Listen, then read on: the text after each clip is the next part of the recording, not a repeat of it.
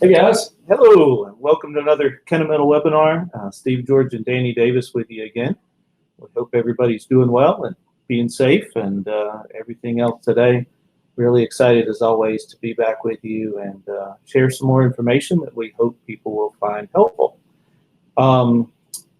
Before we get started, again, we'd like this to be an interactive event, so please feel free to ask questions. As always, for those of you in the Click meeting down in that lower right-hand corner, please feel free to ask any questions, say hello, and same on Facebook. So down in the comments, if you've got questions, please throw them out there for us. We will try to answer as many questions as we can while we're live. Anything that we can't answer live, we'll try to make sure that we get back to you afterwards. So, yeah, and if you like this video, please feel free to give it a like on Facebook. Same on YouTube. Everything that we get done will be uploaded to YouTube later, so you can continue to watch it. And, that's one of the things that I want to talk about a little bit. So, our topic today, and we're going to talk a little bit in a second about what it means with small part roughing and difficult materials. But one of the biggest things I want to point out is the series of topics that we have been doing up till now. So. Right. Especially the past 3 webinars, I think you would find really, really helpful as an introduction to this. So we did a kind of 2-part series on chip thinning, what that was, how to use it, especially related to dynamic milling. Then our last webinar was focused on pocketing. And so, those are all things that are important both in finishing, but definitely very important in roughing, which is what we want to talk a little bit more about today. So what do we mean by small part roughing? So this was a topic that actually came in from our viewers, right? Had some questions about this topic. So we're going to do our best to answer it, and we're going to put a little bit of our spin on it. We talked about it, how we would define small parts. You could use so many different definitions for that because scale is going to be relative to who you are and what you're doing. But we're not really going to talk about micro machining today. What we're going to kind of focus on in terms of small parts are parts where you would use solid tools. So we're going to talk more about solid end mills today. Certainly techniques we talk about could be indexables or solids, but in terms of small parts, that's more what we're going to focus on. So not large aerostructure parts. We're talking about parts that, for a smaller machine, that, something that you can actually pick up maybe by hand. Right. Or that have small features. I think that's one of the other things to remember is you might have a bigger part, but you might have some smaller areas, some smaller pockets or smaller features that you have to deal with that this stuff would be applicable to. And I think one reason to talk about it, Danny, is we have a broad portfolio of indexables, but still it is not nearly as complex to go through as the solid platform, right? All the different types of tools you'd have for roughing. So definitely can see that it would be more confusing when you're trying to pick what tools do you need to apply, what you're going to rough with, what you could rough and finish with, for instance. And yeah, so that's a little bit about what we want to talk about today. So what do you think, Danny? Maybe a good place to start. We could talk a little bit about what's involved and maybe the different types of tools that we might use. Yeah, I think we can start with the different types of tools, because I think when people talk about roughers, they don't, that term is used several different ways. Mm-hmm. I know some people when they maybe email me or call me and ask me about a roughing application, they start talking about rougher. They're talking about the rougher like you see here at the top of this slide. Right. Corn cob, you hear that term sometimes, corn cob rougher, or sinusoidal rougher, or truncated rougher, but basically a rougher that's similar to the profile that you see here. This is one of our rougher profiles that we have with Kennametal. Yep. And we have this available, and it is a rougher. It doesn't have to be a deep one. Right. Right? Exactly. I mean, we have different sizes, different patterns, depending on the material. Exactly. And this is a great tool. It's great for lowering your power consumption. It's great for creating smaller chips if you want to need that to help manage your chip. But it's a great roughing tool. But when we say roughing, it's not always that tool. I mean, roughing can be like our Core 6, which you see here in the second portion of this slide, or in the middle. This is being more of a chip breaker style. So it's like a finisher / rougher combination. Right. It can be used for roughing. But however, we can use tools without any chip breakers or any rougher profile at all on the tool, and it can be a rougher as well. It's all in how you're using it. Yeah. So, when we use that term roughing, we just need to make sure that we're all talking about the same thing. Absolutely. I think one of the things that we talk about a lot is when it comes to those sinusoidal, corn cob, whatever type of tools, we still like them, we still make them, we still design them, but we paid much more attention to those 5, 10, 15, 20 years ago when we dealt with not necessarily just lower power, but especially lower spindle speed machines. It wasn't that long ago that, if you were talking buying let's say a higher end, higher productivity machining center with more than 6,000 or 8,000 RPM, you were asking for the high speed option, So we tended to look more in terms of material removal by taking a higher chip load at a lower speed, and burying the cutter. And burying it, absolutely burying it. Yeah. So when you kind of think now about what we can do speed-wise to couple that. And the controller as well, speed in the controller. It's Absolutely. Not just the speed in the machine. Yeah, that's a control. great point. That's a great point. So, and cam. So the fact that we can program these dynamic paths, looping corners, you always had to worry about what was going to happen when you got in the corner. Exactly. You were either going to have to spend a lot of time on your program optimizing it by hand typically, or you needed to pick a tool that, that wasn't going to fail when it took a hard hit in the corner, because you couldn't follow all the chip thinning stuff that we've already talked about and strategies there. Right. So 15, 20 years ago, these were very popular. Right. I mean, if you didn't have these in your portfolio, you were lost. So you really needed this type of cutter for roughing out your part.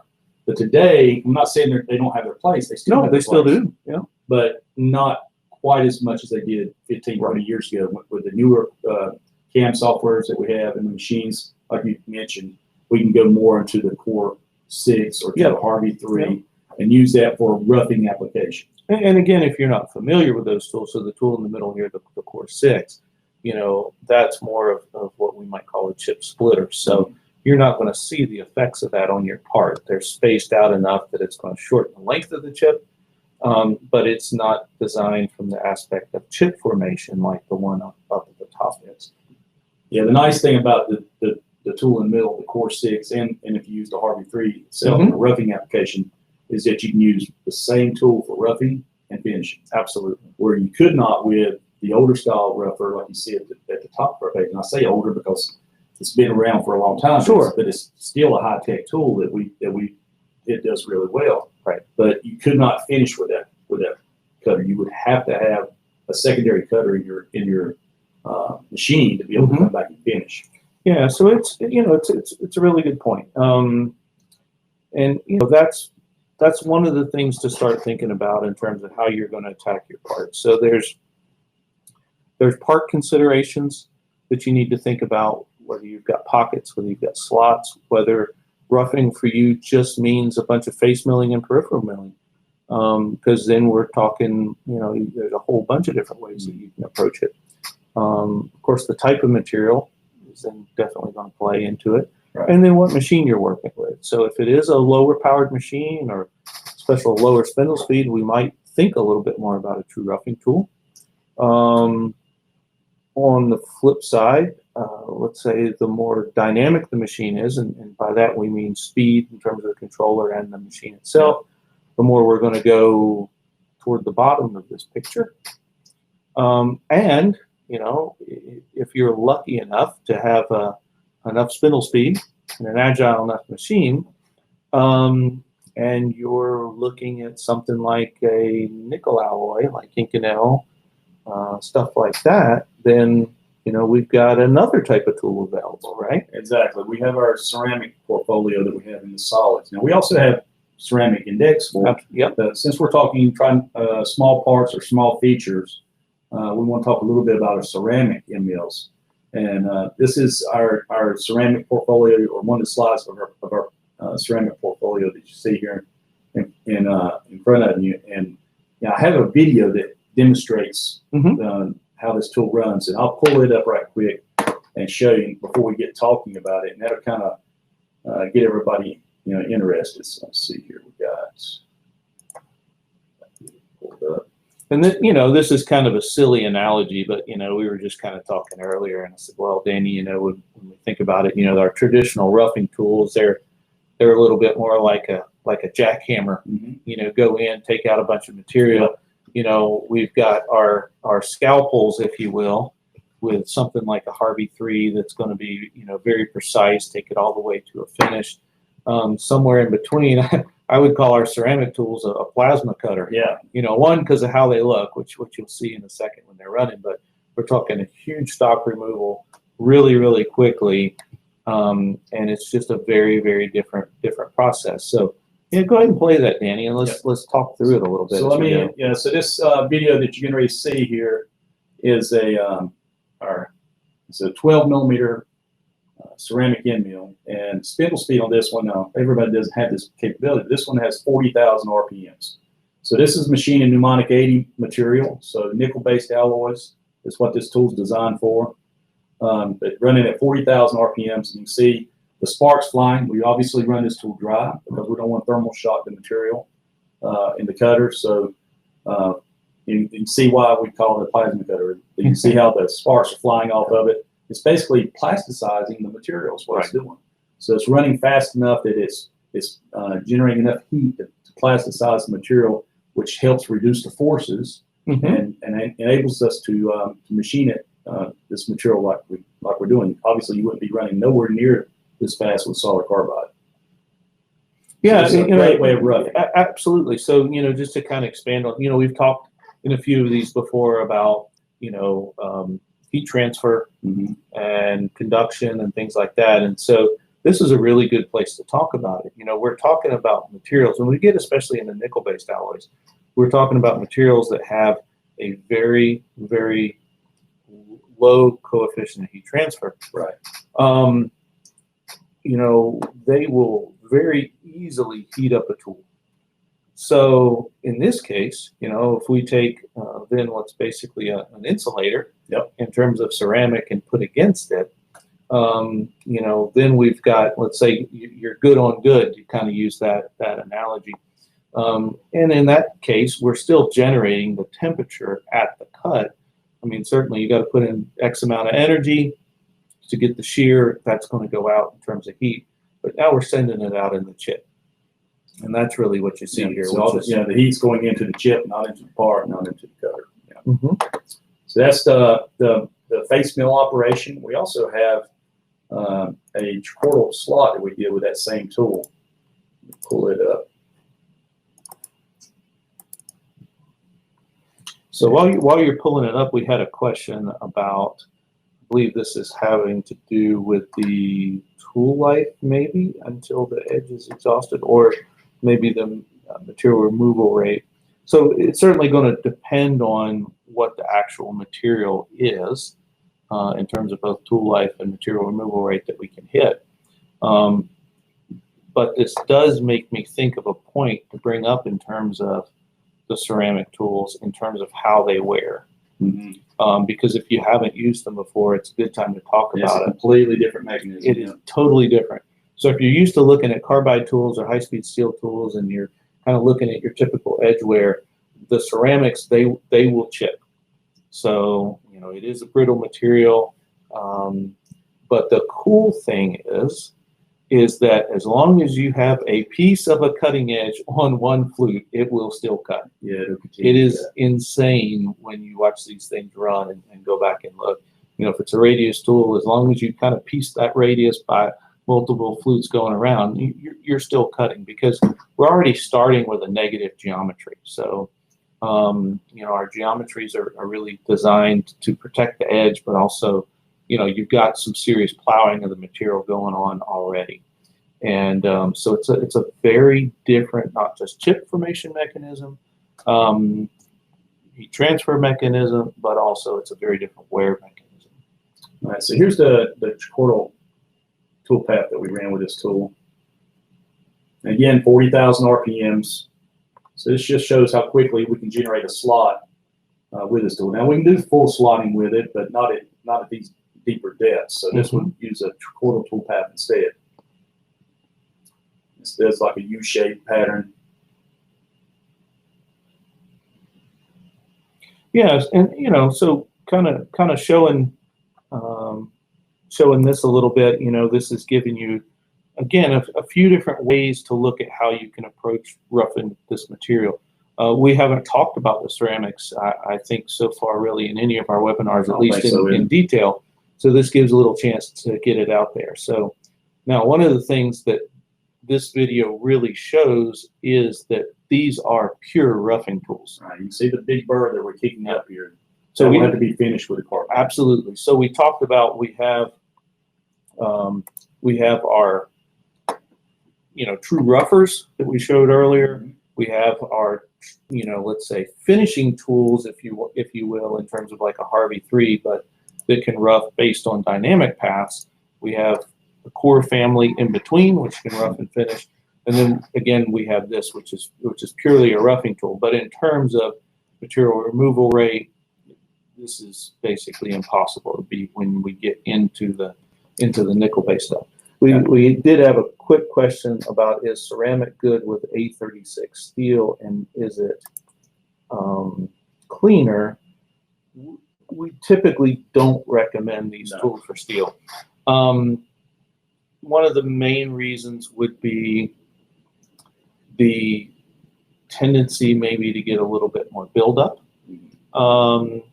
with that situation. And certainly in a lot of steels, we can still achieve some really high removal rates with carbide. So this is when we get into the really nasty nickel-based stuff that the ceramic really starts to shine. That's where it shines. And I stopped the video where it's at, showing the burr so everybody can see what we're talking about. You can see these large burrs on the backside. And that's what we were saying earlier. When you finish roughing with these tools, you'll need to go back and finish with carbide. The one thing I wanted to make a mention of, let's say this was a pocket and we're stepping down and roughing it out with the ceramic. When you step down with this tool, you got to take into consideration that burr on the side. Yes. And what I usually do when I'm programming these tools is I'll step it in, say about half a millimeter or 20 thousandths or so away from the wall as I'm stepping down to allow for that burr. Because you think about it, you're generating a burr in this tool path that we see that we're showing on this video where I've got it paused. But let's say I step down and machine that slot again because I want to go deeper. Well, if I step down and machine it, then it's going to kick up the same burr, but this time it's got a wall that burr is going to go up against. And it'll end up pinching it between the tool and the cutter, and it'll snap it. It'll snap it in a heartbeat. So you have to program accordingly. You have to know what the capabilities of the tool is. So what we want to do is eliminate that opportunity for the burr that you're kicking up to get pinched between that and the non-cutting surface of the cutter. So that just something to keep in mind. If you guys want to try one, you want to, and stepping down milling, you want to step away from that wall as you go down, and then you still come back and finish it with a Harvey 3 or TJD or either the Harvey 1TE, whatever tool you plan on using. Yeah, and you mentioned earlier, Danny, in terms of run and dry. Maybe we'll go back to that for just a second. Definitely, we have seen some tests and sponsored some tests with like a full immersion type of strategy using these tools. But in general, you want to avoid thermal shock. So if you were running dry, everything's heating up, and suddenly you hit it with some coolant, you're asking for thermal shock. That rapid cooling will cause a failure. We do recommend, if you have it, cold air blast. Yeah. That's very effective to help. It can increase tool life. It definitely can, and it's two ways. I mean, yeah, you've got some cooling, but the biggest thing is get the chips out of the way. Right. What is really amazing with these tools, and one of the reasons that we want to bring it up, besides removal rate, is the quality of the workpiece in a different way. So, we've talked about it being roughing, the fact that you're going to go back and clean this up. But in terms of metallurgical changes to the part, is very, very, very minimal. So that's something that a lot of people have studied as they've gone into using these tools and been very pleased with, because again, we're sending the heat out in the chip, and that's ends up quite amazing. So we got a question here. Somebody's asking, with our explanation, they're asking if we can use this ceramic even for finishing. Well, as we were talking, it's mainly for roughing. We have had a few applications where it is a great tool for finishing, but it's very application specific. Right. The one that comes to mind is I've seen this tool used for airfoils. Yeah. And doing some finishing with it. So for some high temp alloy airfoils where they come in and finish with it. But and maybe one way to think about it would be if you're engaging the side like we are here, then there's a much higher chance for a burr. If you're just engaging more at the end, so like in face milling type operation, or if you're using that around like an airfoil or a contour, you've got a much better chance of, as you drag across, of finishing it off. So and we're removing material really quickly. We're generating heat, so you have to be careful with white layer. Now, typically these tools do very, very well with not causing any issues with material and causing white layer. So, but if you're using it as a rougher, then if there is any white layer in the material, you're going to easily remove that with the finishing operation with carbide. So that's another reason why we think of it as a rougher as well. But generally speaking, it's a rougher, not a finisher. But I'm not saying that's 100% always the case. It can be used as a finisher in special applications. This brings to mind too an application I was just working on the other day, Steve, where I had a customer that was machining some Inconel, and they were using solid carbide, and they had some features on this. We're talking about small features. This was a small feature of, it was it wasn't a pocket. It was actually a ridge that they had machined away that was about probably somewhere around 3 to 4 inches square. Okay, so not a very big feature, but it was taking them about 13 minutes or so to rough this out and finish it with solid carbide. We introduced the ceramics to them. They had a 20,000 RPM spindle. We gave them all the programming parameters for it. They put in the ceramic. They were able to rough it out in 16 seconds. So they roughed out the feature in 16 seconds, then come back and had to finish it with carbide. But the finishing was maybe I don't know, less than a minute for that. Right. So basically, in total, they went from like a 15, 16 minute cycle time down to less than 2 minutes. It actually is almost a minute. It ended up being. So that's just showing you some of the capabilities of that tool and how it can dramatically reduce some cycle time in some difficult materials. So good. Just thought I'd bring that up because that's something that comes up. It definitely is applicable. So that's kind of what we wanted to get across a little bit, was that was a tool that we hadn't talked about in among some of the other things that we've discussed. So throwing that in there, especially again because the question we were given specifically was difficult materials, and Inconels, mnemonics, Hastelloys, all that type of stuff is certainly nasty stuff. So let's see. So again, just last question for that was again about ceramic, high RPM. Do we propose coolant? Dry machine. So it's going to be dry or cold air blast is the way to go. So let's talk a little bit more. Let's go back into maybe machining techniques a little bit, Danny, and talk about some places that maybe people struggle.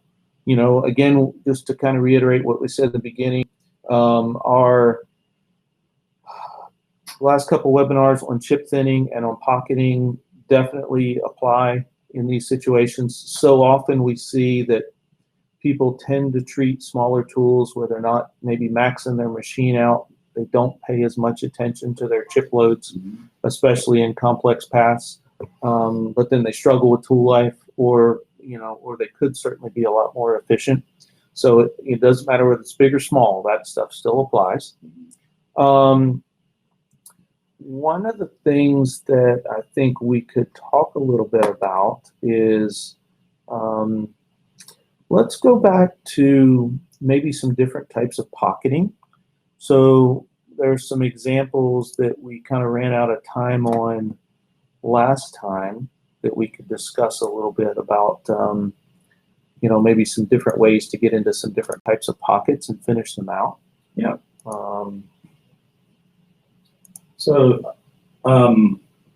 I have a program here that one of our colleagues made for us just to help demonstrate this. And I'll pull it up and we'll kind of talk through it as it's running. So let me verify the toolpath here. And we'll slow it down just a little bit so we can talk as it's running. So basically, before we get the program running, we basically have a good example of the different types of pockets you're going to run into. So you have first here is just a large pocket with large radiuses on the corners. This is what all of us like to see when we're setting up our machine. You know, this is an open pocket, you know, large radius, so we can use larger diameter tools. These are no issues. Then to the far right, you know, it's, you know, the pocket's still similar to the one we just talked about, but the corners are a little bit tighter. So, and with a tighter corner and a deep axial depth in that pocket, it makes it a little bit more difficult. Now we have to use longer, skinnier tools, and which is going to cause us issues with deflection, which we'll talk a little bit about, hopefully if we get a chance today. But we have to approach it a little bit differently. And then lastly, we have these triangles here that you see where we have corners that are tighter than you know, 90 degrees. Yeah. And you know, as it gets closer and tighter, then we have to approach it different ways. So let me run this and we'll kind of talk through it as we go. So for those tighter corners, what we try to do is try to pre-drill those corners. So we'll pre-drill those corners. Now, and that could be a drill, that could be a Harvey 1 TE. Yep, exactly. Both would be an excellent choice. So this is also showing here the entry holes we made for coming back in to machine these pockets. So we'll go ahead and do all this prep work to the inside of the pockets first. Then we'll come back and machine all the outside features.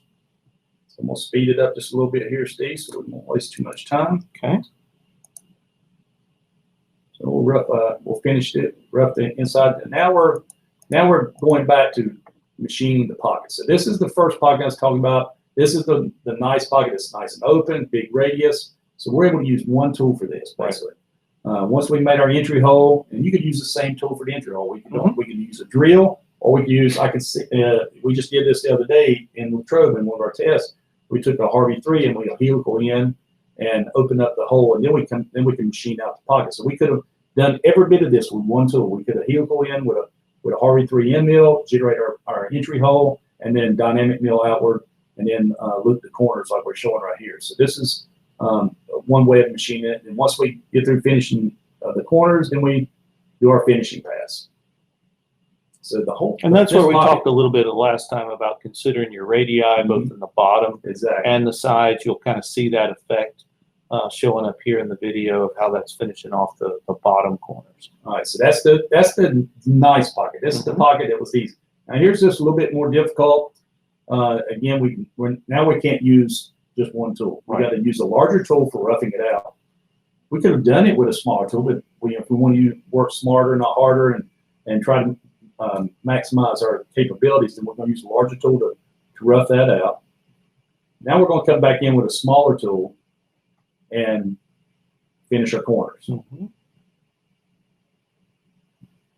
right, so that took care of that pocket. Now the small pockets with the tighter corners.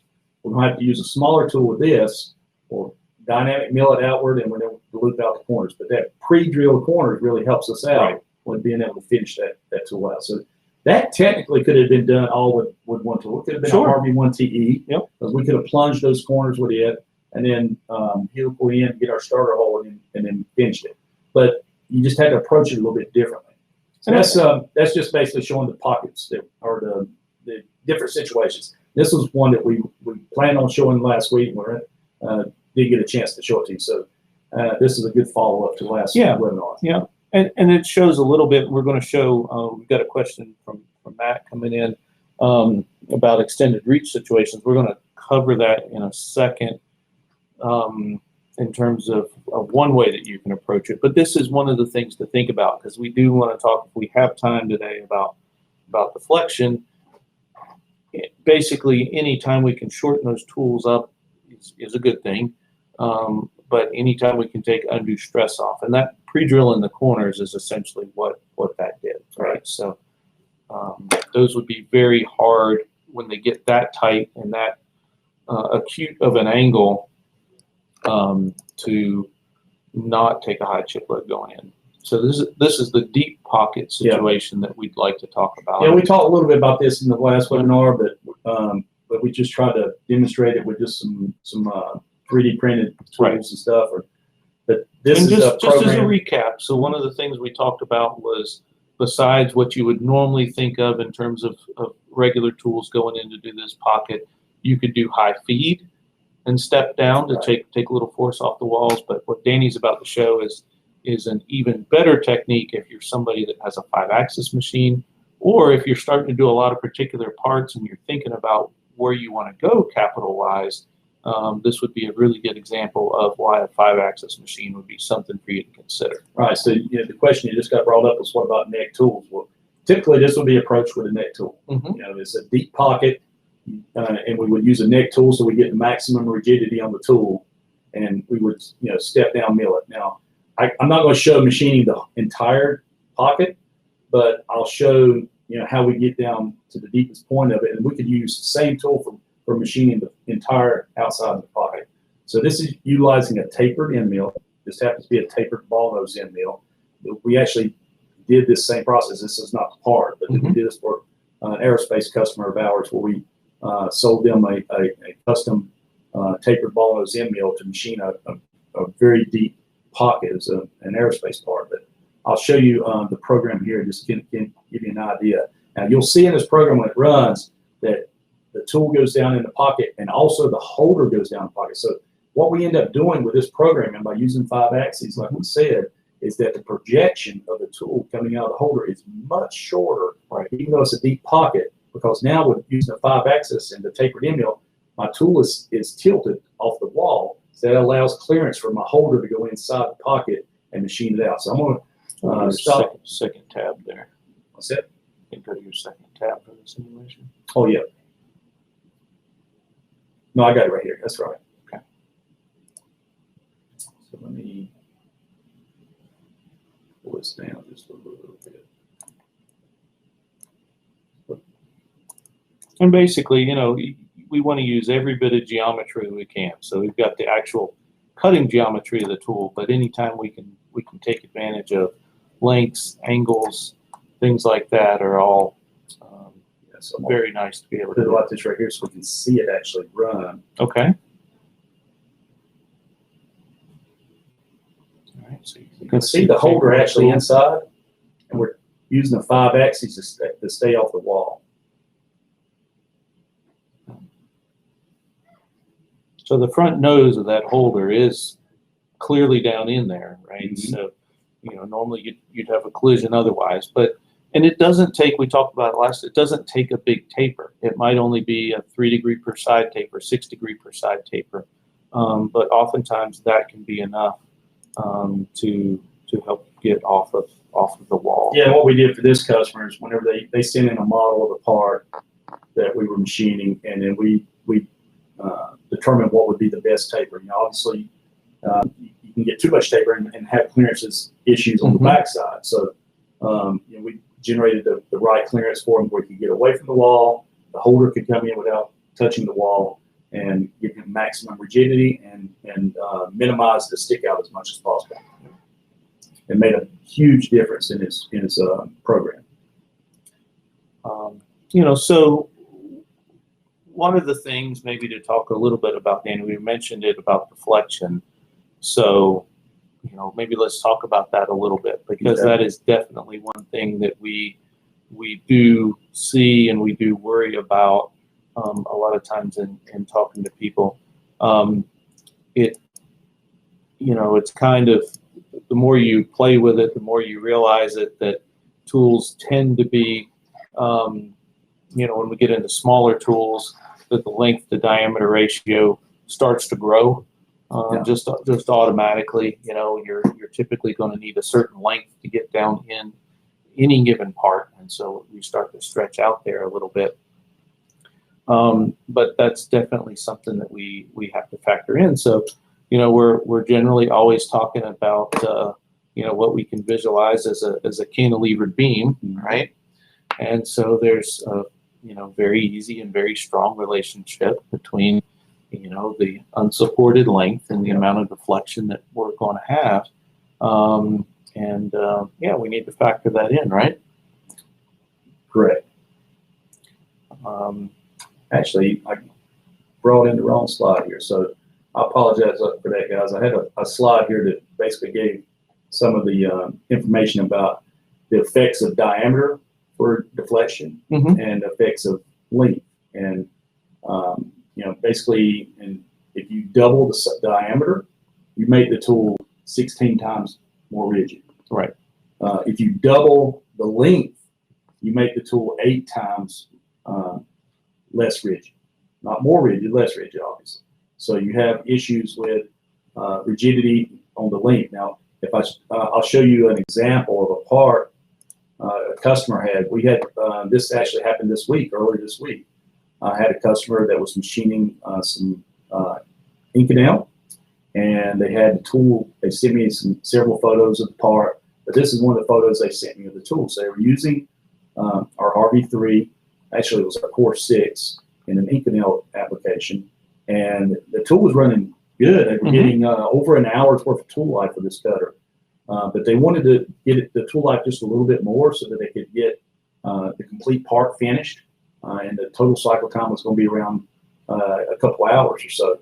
So the issue they had is that, you know, they couldn't get that to that 2 hours. They ended up having to use 2 parts or 2 cutters for each part.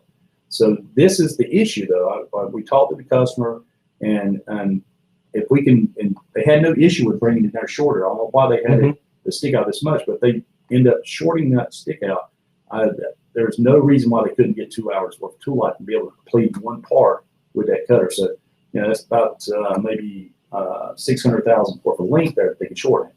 We did the same thing in the lab. Right. We had a test where we shortened the length just slightly and was able to improve the tool life. This was on an aerospace part that we were doing. It's actually some landing gear part, and just shortening up that length of cut, or not the length of cut, but the stick out, just a tiny amount made a huge difference in tool life, especially in materials like Inconel. Yep. And what you're looking at here is you're basically just a little less than 1 diameter worth of length that you could stick in. But again, that you see from Danny's explanation about just how much of a difference it made. So, you know, so obviously we got to think about a couple things. You know, deflection is going to have an impact on part quality in terms of wall straightness, things like that. Yep. Deflection is going to have a huge, the stick out length is going to have a huge effect on what the natural frequency of the tool is going to be. It's going to vibrate at, and let's say how that stiffness is going to drive a lot of other things. You know, so both of those start to play into tool life. The next thing, kind of coupled with that, would be run out. And, you know, run out we can kind of look at in terms of 2 different things. We talked about run out back when we talked about chip thinning. So again, you can kind of review that about how much run out can then influence your chip thickness and give you problems, right? You know, to kind of throw that in with smaller tools, it is so much more critical to make sure that everything's clean when you assemble it, that you're regularly checking your tool holders, your machine spindle, all of that to make sure that you are, getting the lowest possible run out that you can. Because again, when you're dealing with smaller chip thicknesses, that's going to become more important. And basically, you know, run out comes in 2 ways. So we like to think about it as static run out and dynamic run out. So what I mean with the tool holders and cleanliness and bearings and all that type of stuff, in just terms of basic run out, that's static. That's, you're going to put an indicator on it, put it in your preset or whatever, rotate it and look for that static run out that's just there. Dynamic run out, that's where deflection imbalance, things like that are going to start to couple in and give you a higher amount of run out at speed. Yeah, so that's something important to think about when you're dealing with in these situations. Because again, you know, what are we after in terms of roughing? We're after removing as much stock as we can in a shortest possible amount of time. So you're wanting to push the limits a little bit, and that's where you want to make sure that your process is really tuned in from your application parameters and things like that. And another quick note about roughing as well that we've touched base on before, but I want to bring it up again, is that when you are programming your roughing application, make sure you still consider what you got to do for finishing, because you know how much stock you need to leave. You have a thin wall situation where you need to leave a little bit more material so the wall is still machinable. Right. I've had this happen so many times that you know, somebody gets carried away with the roughing and roughs away all the material, and then it's basically the part's nearly impossible to finish because there's not enough support. So think about how you're going to finish it when you're doing your roughing application, that you leave enough material so that, you know, depending on what the material is, if it's aluminum or steel or whatever, they all have different ratios for width to height ratio. So like for aluminum, I like to have the width at least 4 times, or the height at least 4 times the width. And that, if it's that, then I have plenty of stiffness in the material, so I can still machine it. Right. You start getting less than that, and you start having a wall that wants to give when you machine it. It just wants to push away instead of allow you to cut it. So just something to consider when you're doing your roughing, whether it's small part roughing or if it's large part, it doesn't matter. You still have to take into consideration, okay, yeah, I rough it out really quick, but how am I going to finish it? Yeah, it's a good point. I know we may have a few things left to talk about on our list. You can kind of think of. I'm going to throw 1 or 2 of these questions that have come in. One question, it's maybe not necessarily about roughing, but it's a good question, and it's about asking us to talk a little bit more about surface speed and its effects on machining and how we can handle it. We've talked about this a little bit before. I'll just kind of recap how we basically think about it. You're going to have situations where you have a let's say a low end cap or a high end cap. Examples of those would be when we talked about the ceramic end mill earlier, where we typically want a certain minimum speed. Maximum, it's really hard to find a machine to hit that maximum. We haven't found the maximum yet. Aluminum machining, you know, we can pretty much go up and down the scale. We're not, you know, we'd like to run higher RPMs because typically, yes, we're going to couple that with a chip load to go after material removal rate, but we're not necessarily having as much of an effect on tool life in those. Those are kind of 2 unique situations, you know, but kind of in between. So let's talk about general. We're taking carbide and we're cutting Inconel, we're cutting steel, you know, whatever. When we get in those materials, I guess the way I always think about it is that, you know, we always have some minimum speed at which we start to get efficient. If we're too low, you know, below that, we've got a lot of material factors involved. You know, we've talked about some of these in some webinars, but, you know, we haven't, you know, necessarily gotten into all of the factors, but certainly strain rate is a major material factor here. So we need to get into a certain level of strain rate in order to start to get efficient with our cut. And that's going to come with, say, the velocity of that edge coming through. So we're talking minimum surface speed, right? Maximum is, in most of our normal materials that we cut, is then going to be related to the overall grade of that tool. So what coating it has, what substrate it has, there's going to get a point where temperature-wise, we just can't handle it anymore. Right. You know, that's kind of what sets our maximum and minimum recommendations. And if you're testing, you know, that's kind of where you want to find out where you want to be. And, you know, your coolant or lack of coolant is going to have some effect on that, but it is very much, once you get past that bottom threshold, it's very much a temperature relationship with where you top out. So I hope that helps answer that question a little bit. Like I said, we've got some situations of ceramics, we've got aluminum machining where, you know, you can go turn that spindle speed knob a little bit and have some fun, but in general, most materials we're going to be in a window. Right. And of course, you know, what our customers are typically asking us for is to push that window higher and higher and higher with our developments. And also that window, you have to remember that window changes as you reduce your AE.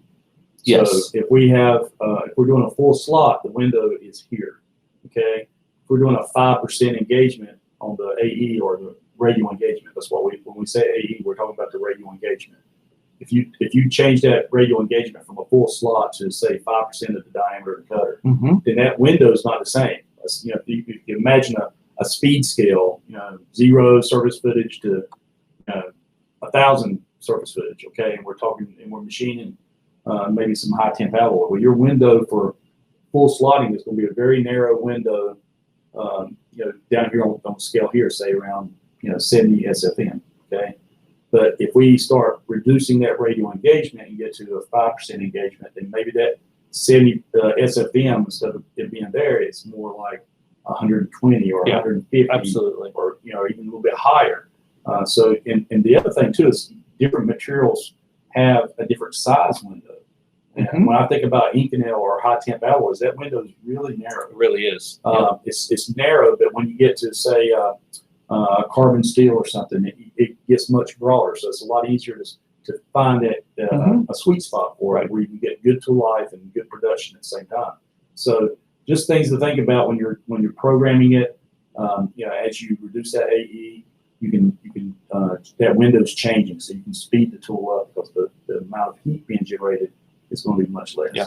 So just biggest thing to keep in mind is that it's all about temperature. So just like Danny said, and of course, if we start changing that radial depth of cut, we talked about it before, of how that's going to change the arc of engagement, that's going to change the contact time, all those type of things, and it changes the efficiency of the chip in terms of how the chip is shaped.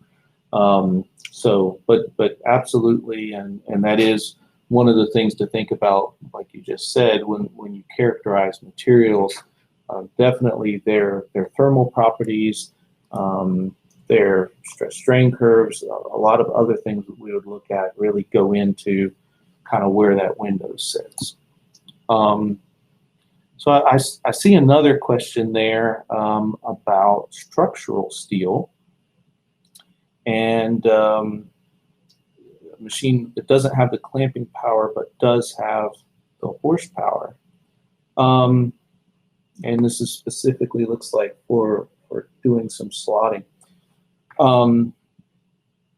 That's definitely an interesting one because we don't see the part, so I'm going to generalize a little bit. Hopefully we get close to kind of what you're doing, but because there definitely are a lot of different factors, when we work with people on structural steel. We tend to end up a lot of times exactly as he's describing, where we don't have very rigid fixturing. And oftentimes the part itself is maybe not so rigid because, we're often talking about thin sections where we have to worry about, vibration. Exactly. We go from thinking about the vibration of the cutter to the vibration of the part.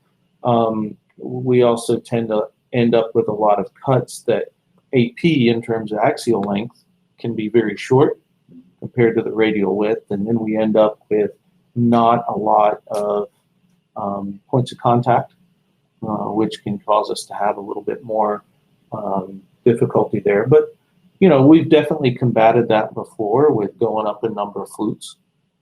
I think since he's saying here he's got poor clamping, then if I got to generate a slot, I know I'm going to have issues with clamping, then I would change my tool path, go with a smaller diameter tool and do a trochoidal tool path to make that slot. So I'm generating a slot with a circular tool path or a trochoidal tool path. That reduces the amount of forces. It allows us to go up in the number of cutting edges because now instead of using a 4-flute tool that we would run with, or a 2-flute or a 3-flute, now we can use a 6, maybe even an 8-flute cutter get those points of contact back in there and try to get it stable again. Yeah. And we're reducing those forces. So that may be something you want to consider is instead of, I'm assuming that you're just full slotting with a cutter now. I don't know. Mm-hmm. Yeah, and if you got something specific, please feel free to reach out to us. But yeah, it's something to think about. So a lot of times when we see those situations, just like Danny said, we want to get it as stable as we can. So we talked about before, if you wanted to try it, go about 30% smaller on your tool versus a slot you want to make, and then you can play around with the trochoidal type path, and that definitely will reduce the forces and hopefully smooth those edges out a little bit. Well, very good. Well, I think that's all the questions that we've had come in so far, Danny. Yeah. And I think it's maybe a good spot to stop. Yeah, so hopefully this has been educational for everybody.